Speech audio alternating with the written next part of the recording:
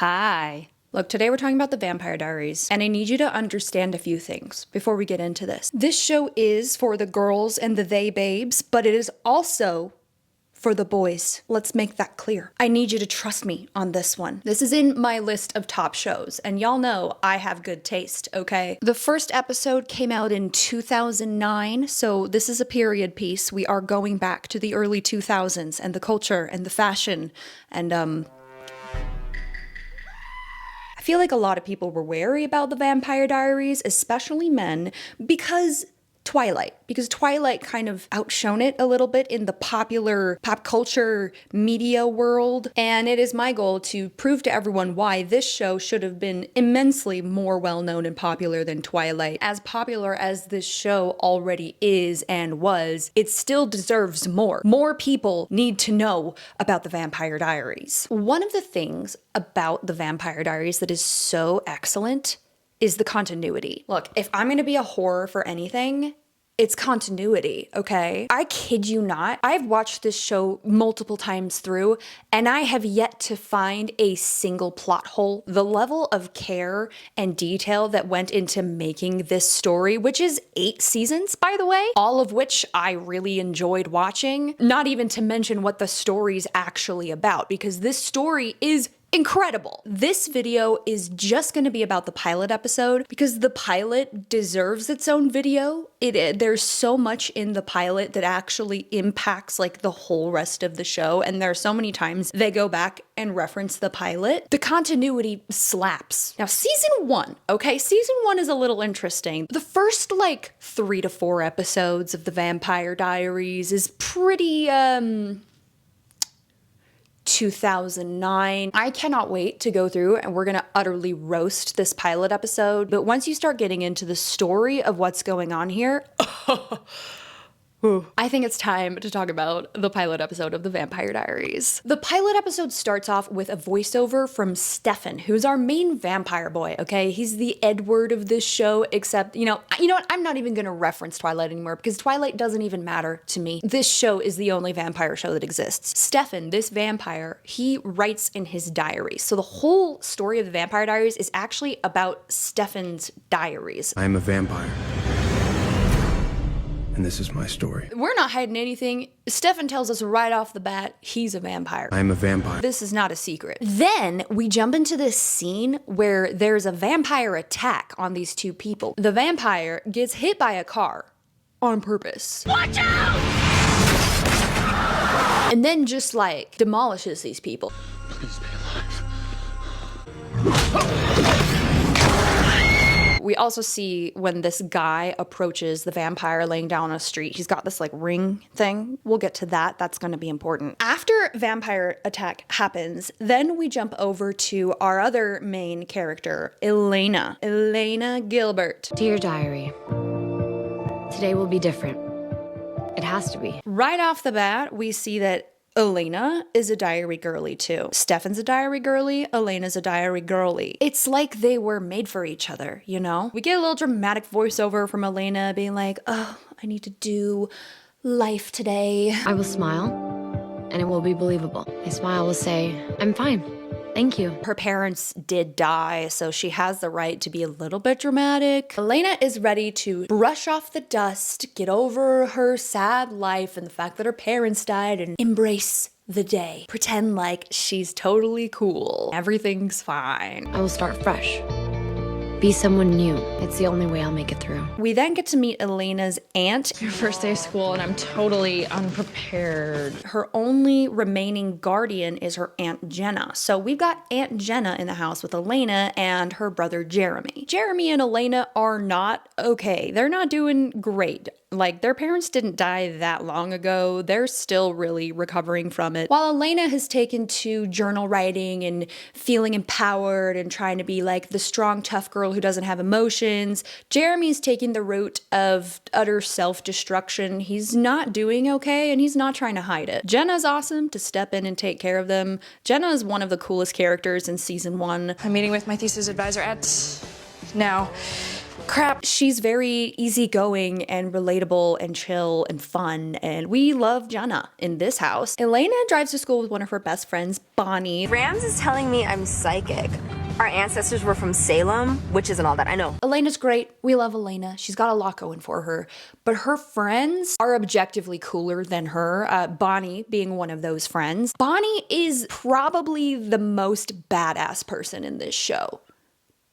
Yeah, I think that's fair to say. I think that's fair. She goes through a lot, way too much, honestly. The first thing we learn about Bonnie in this car ride with Elena is that Bonnie is a witch, okay? Or at least this is what her Grams has said. And I'm like, put this woman in a home already. Kooky crazy Grams, always on the alcohol, is telling Bonnie that she is a descendant of witches, Salem witches to be precise. Once we get more into the lore, it's not that bad. It's not as cheesy as Salem witches, okay? It's way cooler than that, but for now the story is the Salem witches. On the drive, Bonnie's not paying attention and like a bird flies in front of the car and she's like, ah, and they're like, ah, and Elena gets scared. This is how they're showing us that Elena was in a very bad car crash and this is how her parents died. Very good, you know, show don't tell type of storytelling. It's a little cheesy, but it's good. Elena, are you okay? It's okay. I'm fine. I can't be freaked out by cars for the rest of my life. Bonnie tries to make Elena feel better by making a psychic witchy prediction that this year is going to be so great. I predict this year is going to be kick-ass. And I predict all the sad and dark times are over and you are going to be beyond happy. Pretty cheesy and extremely incorrect. Extremely incorrect. You guys do not know what you are in for. Then we get to see Stefan for the first time walking up to school. He's the new guy at school. He's the hot guy, vampire boy with his sunglasses on, his leather jacket. I mean, look at it. Look at that. That guy's cool. Elena and Bonnie are walking into school. Bonnie says, you know, a trans person slur. Luckily, Elena does tell her, no, we're not supposed to say that. So that's, Look at the shower curtain on Kelly Beach. She looks so hot. Can I still say this? I don't think there's any other slurs in any of the show at all. It's aged pretty well other than that moment. Bonnie and Elena are chit-chatting and they look over and Elena sees Matt. And this is where we learn that Matt is Elena's ex-boyfriend. They've known each other since they were little baby kids, and Matt is super in love with Elena, and he has the bluest eyes. They're so blue. Elena broke up with him after her parents died because she needed some space, some time to process. Part of her felt like she'd kind of outgrown her childhood love. Matt is still kind of like pining after Elena. He's still in love with her. So it's kind of awkward because they've been best friends since they were like little kids. Makes for a very fun drama dynamic. Then we meet Caroline. Oh my God, Caroline. Elena, oh my God, how are you? Caroline is Elena's other best friend who is also a total badass in her own way. I'm not going to spoil too much of that right now in case you're like first time going through this journey, because Caroline's journey in this show, probably one of my favorites. I feel comfortable saying Caroline's in my top 3 characters. Here though, pilot episode Carol, she's the one who's a lot more obsessed with like popularity and her looks, trying to get hot boys and stuff. She's a lot more of the classic mean girl style, girly girl kind of girl. You know, honestly, in the beginning, she's a little bit obnoxious, and sometimes it's hard to see why Elena and Bonnie are friends with Caroline. But I really like that they show a lot of moments where we see that Caroline is a good friend, even though she's kind of a little bitchy. How is she? Is she good? Caroline, I'm right here. She's a lot, but she's not too much for me, okay?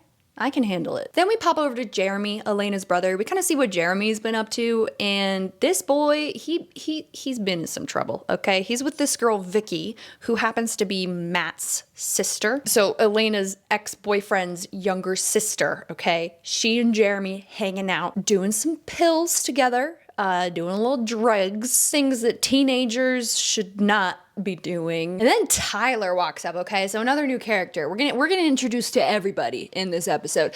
Ty Boy, he's like football jock bro, tough guy stereotype, and he fits that stereotype pretty fucking well. He is a dick. This is where we introduce the first love triangle. Jeremy has big hard eyes for Vicky, okay? He really likes this girl. They had some fun times with each other over the summer. They've had sex. Vicky's kind of like, oh, it's just for fun, while Jeremy's kind of puppy dog eyes. But Tyler, hot jock boy, also wants Vicky, and she is totally going for it and not really seeing Jeremy as anything other than a friend. That is another dynamic going on here. We've got Jeremy, Tyler, Vicky, love triangle happening. We've got Elena, Bonnie, and Caroline, 3 best friends, and then Elena's ex-boyfriend, Matt, who's also Vicky's brother. Hold up. Who's this? This part is so fun. Bonnie and Elena are walking through school and they look over and Bonnie sees Stefan, vampire boy, checking into school. And I think I'm just gonna let this play out because it's so funny. Hold up. Who's this? All I see is back. It's a hot back. That is a hot back. No. Then we look at what's happening with Stefan right now. He is trying to get himself registered in this school, but he doesn't have any transcripts because he is a vampire and does not, in fact, have records to go to this school. And we see some of his vampire powers. He takes off his sunglasses and he looks in her eyes and just like basically mind controls the lady at the admissions office. I'm sure everything you need is there. Well, you're right. So it is. So 2 things we know about vampires so far. 1, they can get hit by a car and survive. 2, mind control. That's something else. Okay, that's new. Elena then sees Jeremy going into the bathroom and she sniffs trouble. So she leaves and Bonnie's sitting there still staring at Stefan, which is pretty funny. Please be hot. Elena bravely breaks into the boys' bathroom and catches Jeremy putting drops in his eyes because he is, in fact, high right now. And Elena gets appropriately upset with him. Dude, you were so cool. Stop! I don't have anything on me. Are you crazy? You haven't seen crazy Jeremy. Elena's very firm with Jeremy, but also very kind and soft and sweet. So we're starting to see more of Elena's personality. She's a very fiery person, and she has a lot of self-respect. She's strong, she's fearless, she's a really cool character. Jeremy, I know who you are. And it's not this person. Jeremy leaves the bathroom all pissed off, and then Elena sits for a second, and as she's walking out of the bathroom, she runs into Stefan. So they bump into each other, and then they just stare at each other for a second, and we get to see Stefan's face for the first time. This is what his face looks like. Wow, very good. Good job. He's a vampire. Vampire Stefan. Their interaction is very awkward and already full of sexual tension, just immediately. It's like they are magically drawn to each other almost. Something I want to dissect a little bit here though, with hindsight, knowing what this show is about. This moment where they meet for the first time is pretty significant, as awkward and silly as it is. The look on Stefan's face isn't what it seems. There's a whole lot going on underneath the surface here with Stefan. He's not actually sitting there checking her out. He's trying to study her. We'll get to that. It's just a little mystery about this show, which I love me a good mystery. Elena and Stefan have history class together with Bonnie and with Matt as well. And Elena and Stefan are just kind of, you know, giving each other googly eyes in class, which Matt sees. Enter another love triangle. Yeah. Bonnie then sends a little super 2008 text.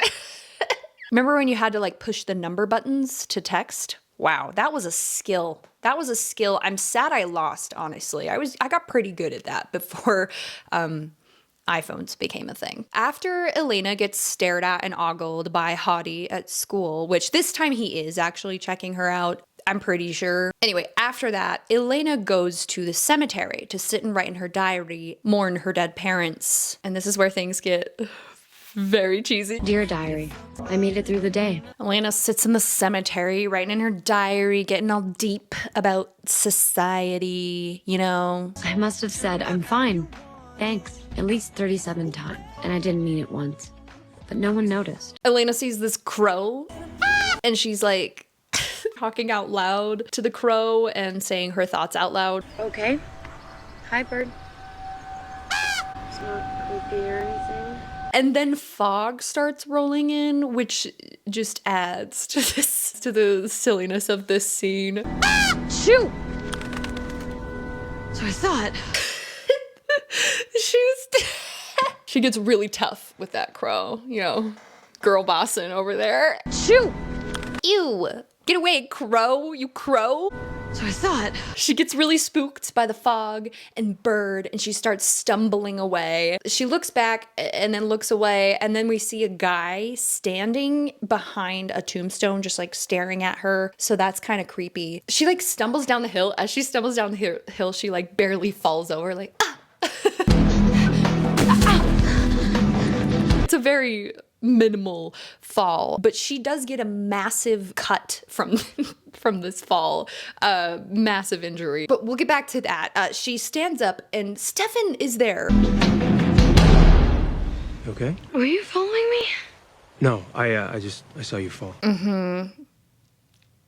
Sure, Stefan. Sure, Stefan. You just happened to be hanging out in a cemetery. I'm visiting. I've family here. Sure, Stefan. Well, now Stefan and Elena get officially introduced. They tell each other their names, and Elena has this line. I'm Elena. I'm Stefan. I know. We have history together. Dude, that's clever. That's a clever writing right there. When she looks at him and says, we have history together. Guys, the depth of that sentence. We have history together. You have no idea, okay? The history. And I'm not going to explain it to you right now because we're not there yet. This is going to be like season 4 shit, okay? But the fact that things we learn in like season 4 are applying to right now in this episode, dude. Elena brings up Stefan's ring. Nice ring. Oh. It's a family ring. Which we've seen before. We saw that at the beginning. Remember how there was a big, bulky, shiny ring on the vampire dead in the middle of the street? Uh-oh, Stefan's a vampire. He's killing people. That's what they want us to think. And that's what we're thinking right now. We're thinking that Stefan is a bad, evil vampire who's killing and eating people and stalking Elena. Yes. Yes. Weird, huh? No, it's just, I mean, there are rings and there's that.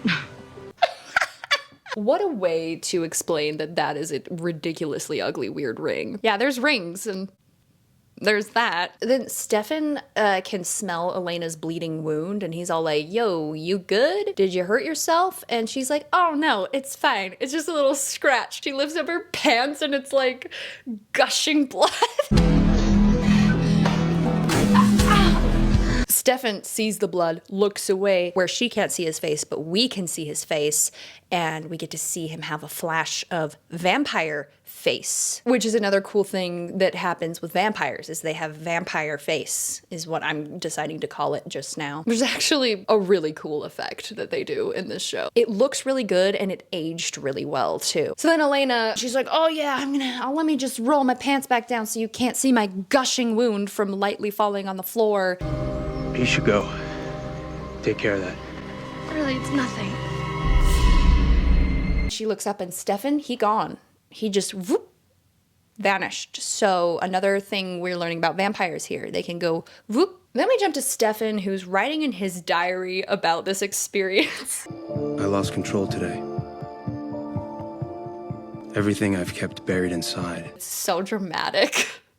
He's so dramatic. I'm simply not able to resist her.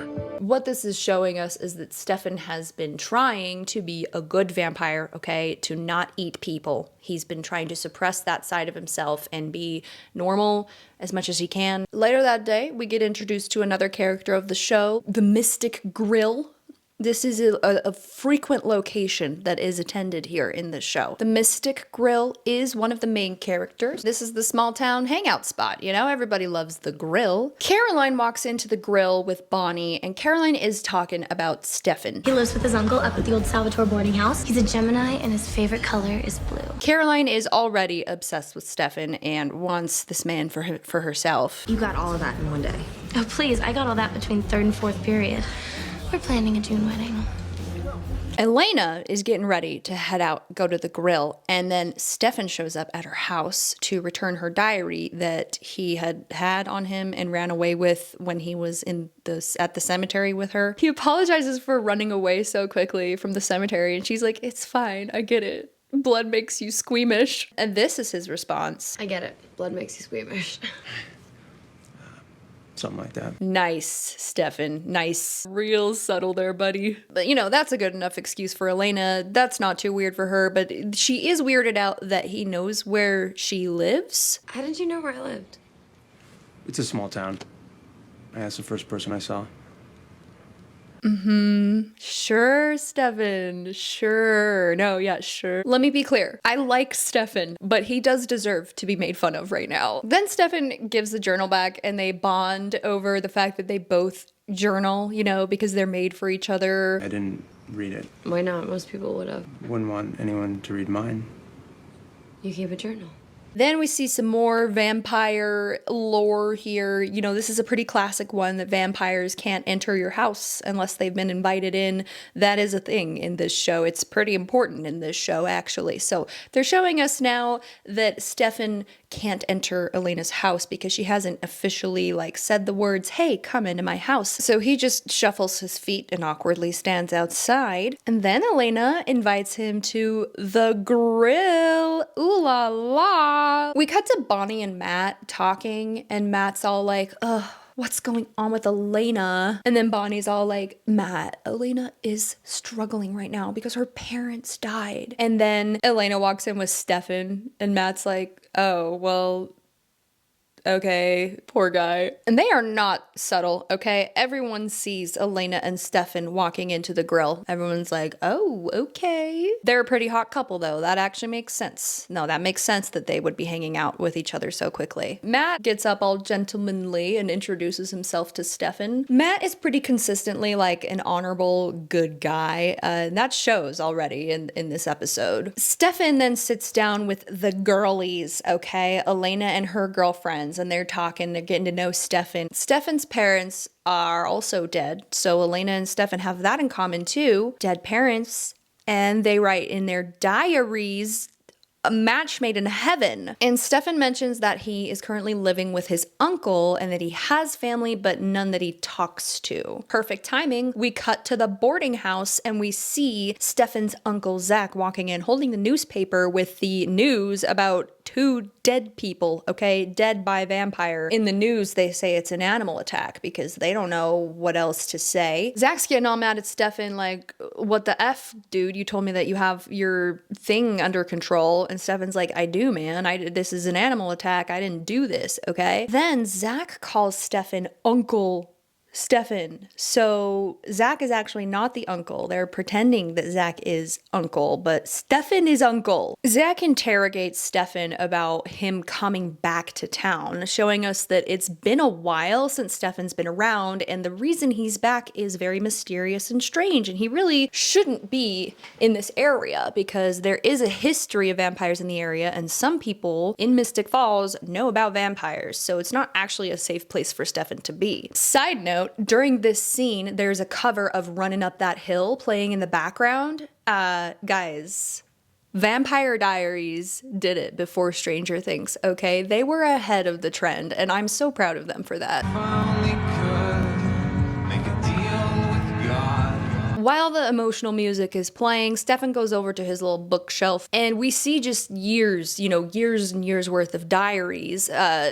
Stefan has been keeping diaries his whole vampire life. So this is an entire history of who he is as a vampire, which is pretty cool. He pulls out a really old booklet, probably his first diary from before he was a vampire. He opens this book to a picture of a woman named Catherine. The picture is titled Catherine 1864. And Catherine looks exactly like Elena. Catherine and Elena are actually identical. Now go back to when Stefan and Elena first interacted outside the bathroom door, and Stefan was looking at her kind of weird, not quite checking her out, more just observing her, studying her. He, in that moment, was trying to figure out if she was Catherine. That's all I'm gonna say right now, because I don't want to spoil the freaking mystery. And this mystery is so compelling. It's done so well. And we are not going to have answers to this mystery for a few seasons. That's how great this show is. All we know is there's a woman named Catherine from 1864 who looks like Elena in 2009. I don't know.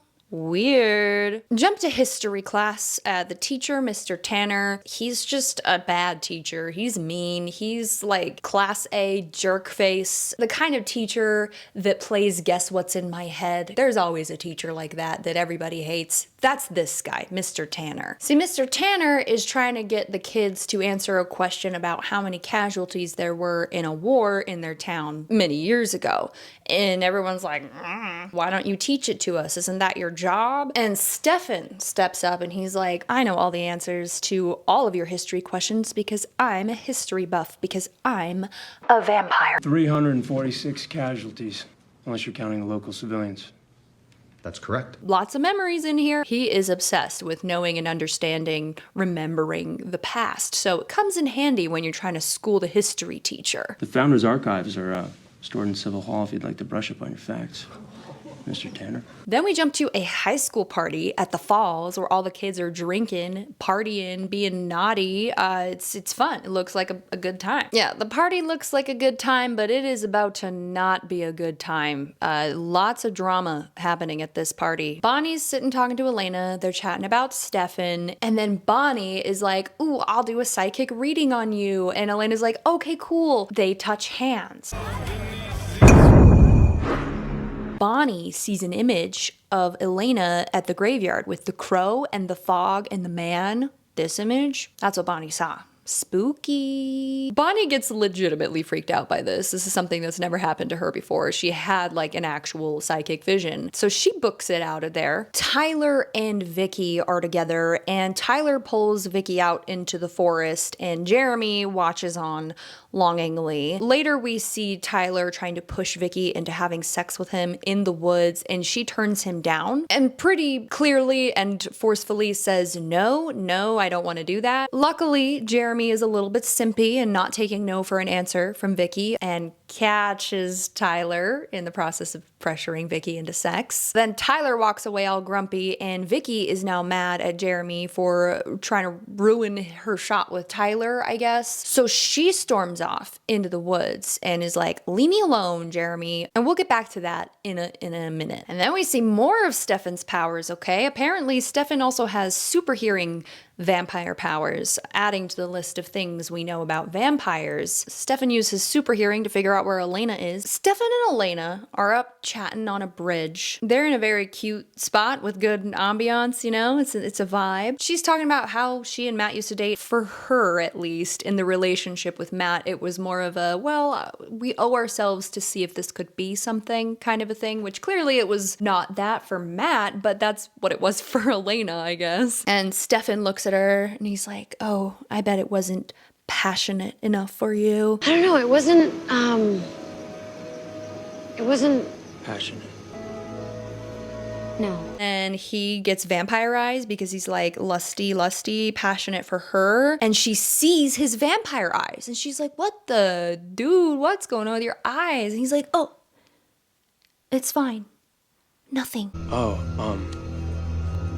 And then he just mysteriously walks away. Elena must be so confused. This guy is weird. Like, actually, if I was Elena and I had had this many weird interactions with this guy in a matter of a couple of days, I'd probably be like, I don't know, something's weird about you, dude. To be fair, I am not a teenager. After Stefan walks off, we then see Vicky walking through the woods and scary, spooky fog starts rolling in like they did in the cemetery when Stefan ran into Elena. Remember, the fog is back. Jeremy?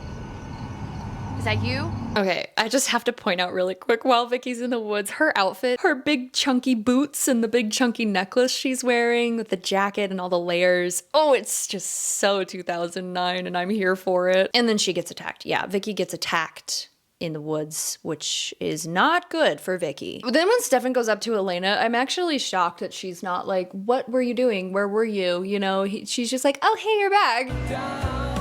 I was wondering who abducted you. He just walked away from you with no explanation and then came back suddenly and you're like, oh, hey. No questions as to what was going on? No? Okay, none? Okay. Elena then witnesses her very drunk younger brother, Jeremy, walking into the woods, stumbling, pauses her conversation with Stefan to go after him. Excuse me. Some help? Trust me, you're not gonna want to witness this. Jeremy! As she's chasing after Jeremy, he looks back at her and then trips over something, which that something ends up being Vicky. He trips onto Vicky, right directly onto her face. And she done been bit in the neck by a vampire, but she is still alive. And we get to see our very first dramatic wake up in the Vampire Diaries, which is a staple of this show, by the way. I love how people wake up in the Vampire Diaries. Every time.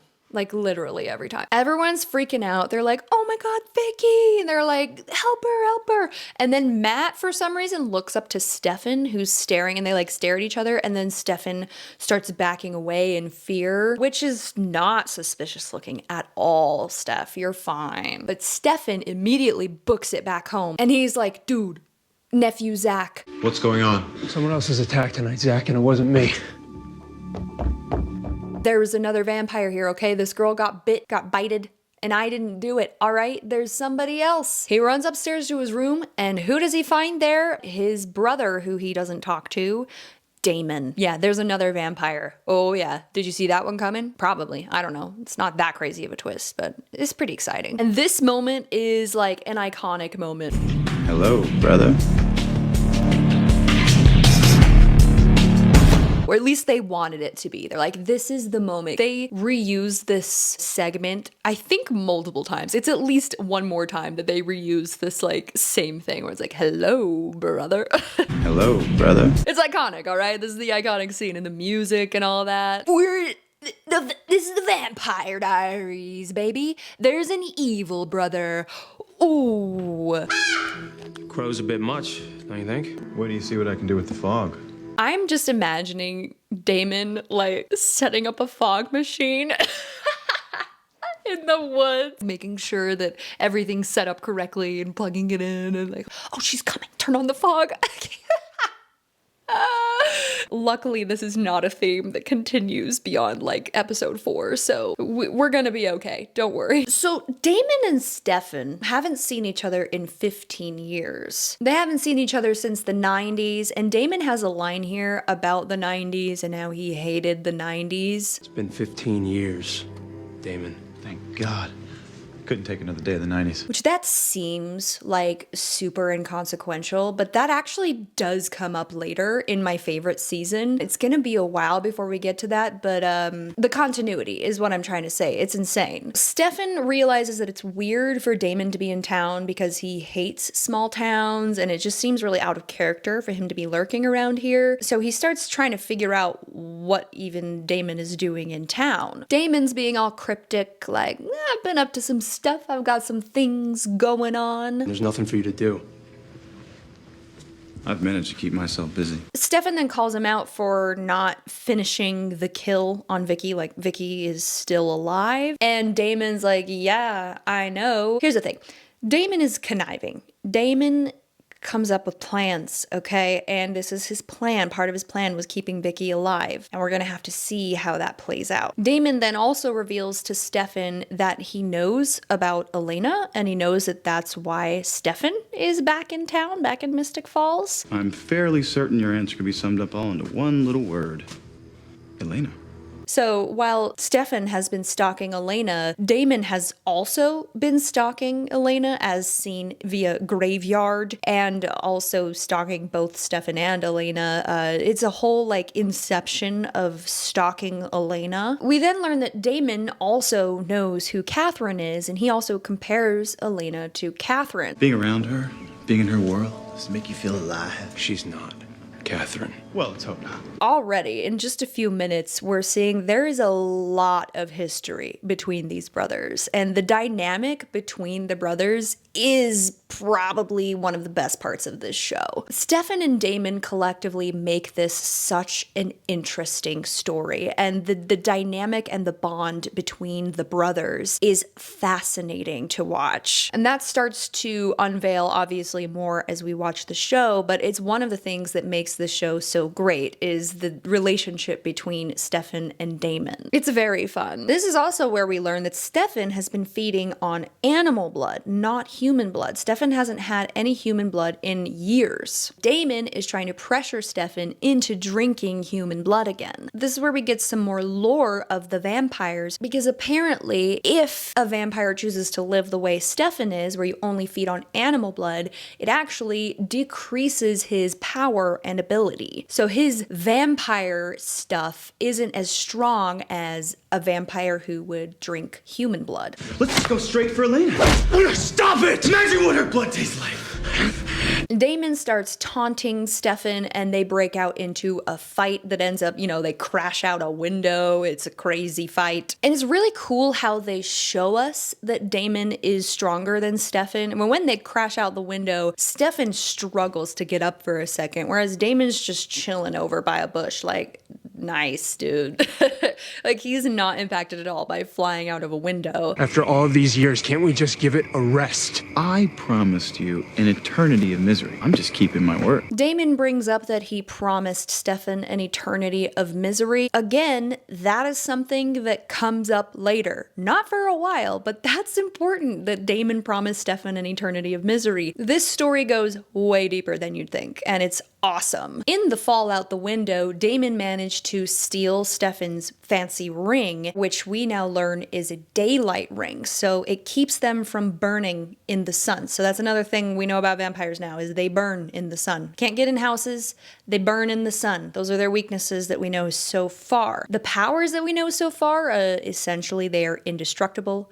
They've got super speed, mind control, vampire face. Also super hearing, almost forgot that one. Damon, as a gesture of goodwill, I think, gives Stefan his ring back. It was more of a power play, like, look what I can do, you little wimpy boy. Then he just picks him up with one hand and chucks him and gives a little villain speech exposition about how eating people makes him stronger than Stefan. Damon just cannot be bothered. He doesn't care that his brother hates him.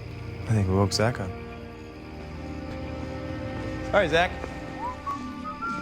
He's just whistling along, minding his vampire business. After the party, we see Caroline at the grill with Bonnie, and Caroline is drunk and depressed and upset that Stefan didn't want to be with her. This sparks a really interesting conversation between Bonnie and Caroline, where Caroline feels like there is some kind of competition happening between her and Elena because everybody always chooses Elena and never chooses her. Mainly showing us that Caroline is pretty insecure and jealous and vulnerable to manipulation, which that's important here. Bonnie gets up from the table with Caroline to go pay the check or something, and Caroline then looks over and sees Damon also sitting there in the grill. And as we've established, Caroline is a bit insecure, so kind of a prime target for this creep over here. We then jump to Matt in the hospital with Vicky, where Vicky kind of stirs and wakes up, and this is a pretty big moment where she looks at Matt, and the only thing she says is vampire.